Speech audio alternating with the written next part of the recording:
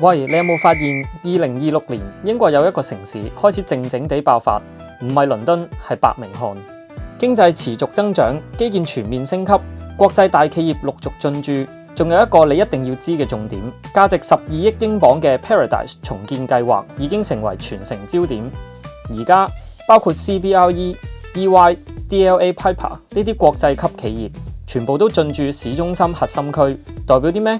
就係人流、就業、需求全面爆升。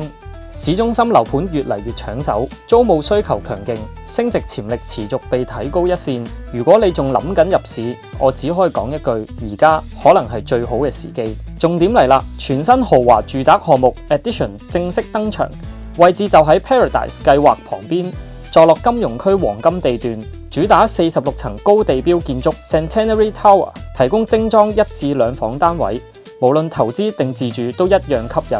入場價只需30幾萬英鎊，租金回報最高可達6%。但仲未講完，呢個項目最大賣點之一就係佢嘅5星級生活體驗：20米室內泳池、屋頂水療池、桑拿、蒸氣室、44樓天際健身室、瑜伽室、飛輪教室，仲有戶外露天影院、空中花園、BBQ 區、共用辦公空間、私人用餐區、24小時禮賓服務。簡單講一句，你唔只係買緊一個單位，係買緊一種生活方式。記住，當市場開始回調，真正識投資嘅人已經開始入場，你會唔會係下一個？